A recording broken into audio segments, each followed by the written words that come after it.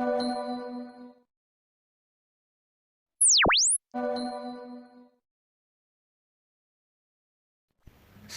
warahmatullahi wabarakatuh. Berjumpa lagi di channel Apasel ya. Kali ini saya dapat servisan Samsung J3 Pro ya. Kasusnya nggak bisa ngecas, bekas berendam di air ya. Ini keadaan udah saya ganti ya IC-IC yang rusak. Langkah pertama sih saya coba ukur kapasitor yang di dekat IC cas ya, yang itu yang saya lingkarin merah ya. Step pengecekannya itu pertama itu ya, kita cek area kapasitor itu. Apabila keluar 5 volt berarti IC cas kemungkinan normal ya. Untuk kasus yang saya tangani ini kebetulan emang udah parah ya, di IC tersebut nggak keluar, jadi saya ganti IC casnya. Udah keluar 5 volt, tapi pas saya ukur di konektor baterai yang atas itu yang saya tunjuk, ternyata nggak ada tegangan. Jadi nggak nyampe ya, tegangannya tuh nggak nyampe ke konektor baterai ya. Kemudian saya lanjut ke pengukuran IC yang ditunjuk itu, yang di bawah IC power ya. Saya kurang paham itu IC apa. Itu di sebelahnya ada kapasitor kecil. Di skema udah saya tandai warna merah itu. Itu saya cek juga keluar ya tegangannya 5,2 volt. Tapi ternyata masih nggak bisa ngecas ya. Saya lihat skema, lanjut lagi di skema ke IC yang di atas IC power ya. Saya cek normal IC-nya, nggak ada masalah karena di IC tersebut emang tidak terkena air ya. Yang parah justru malah di IC powernya. Akhirnya saya coba untuk mengganti IC powernya ya dengan IC copotan. Sudah sempat diganti, kemungkinan sih udah down ya permasalahan ya kalau lihat di skema, karena yang terakhir itu kalau lihat di skema ternyata harus ganti IC power ya. Oke, kita akan coba cek tegangan ya di konektor baterainya apakah sudah normal atau belum ya. Mohon maaf ya, tadi nggak sempat saya videokan pas pemasangan IC cas maupun IC powernya ya.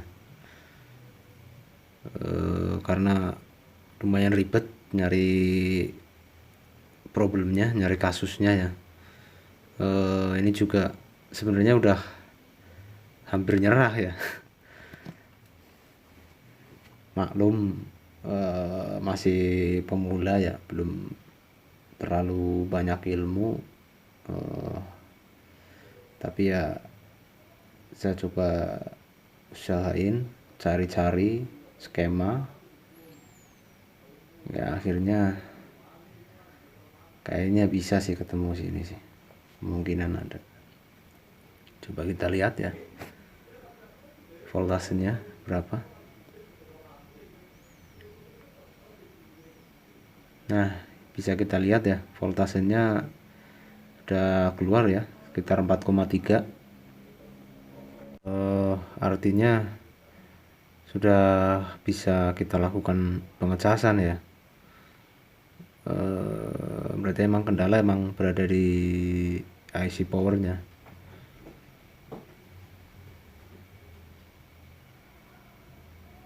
Kita runut dari sini menuju IC yang ini ya, kapasitor sebelah IC, kemudian ke IC yang itu yang saya tunjuk, terakhir ke IC power ya. Kalau kita merujuk ke skema yang ada ya,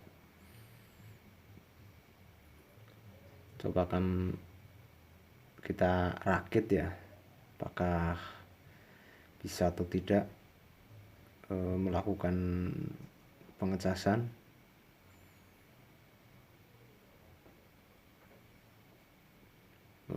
Videonya saya percepat ya. Usahakan untuk kasus pengecasan ya, kita harus bener-bener nyari skema jalurnya ya. Usahakan kita punya skemanya, kita bisa cari di Google, kita lihat skema, kita urutkan satu persatu sesuai dengan skema ya. Kalau mungkin sudah yang punya dana lebih ya, bisa berlangganan ke kayak yang berbayar ya. Biasanya kan lebih komplit kalau yang berbayar, itu bisa dari jalur, dari cara kita mengatasi jalur putus gitu, bisa dijelaskan detail biasanya kalau di skema yang berbayar ya. Kalau untuk skema-skema gratis yang minim budget ya bisa gunakan Google ya. Ya, kita coba lihat. Oke, ternyata sudah berhasil ya melakukan pengecasan.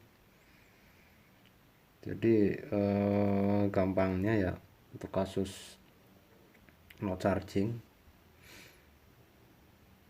yang pastinya ya diurut dari konektor cas terlebih dahulu ya. Kita lihat fisik konektor charger terlebih dahulu. Apabila konektor berkarat atau korosi ya, bisa dibersihkan terlebih dahulu. Apabila di konektor, di pin-pin konektor ada tegangan ya, ya kita mau nggak mau lari ke yang lain ya, seperti IC cas, IC power, dan IC-IC yang lainnya ya, sesuai dengan skematik. Sekian video dari saya, terima kasih. Wassalamualaikum warahmatullahi wabarakatuh.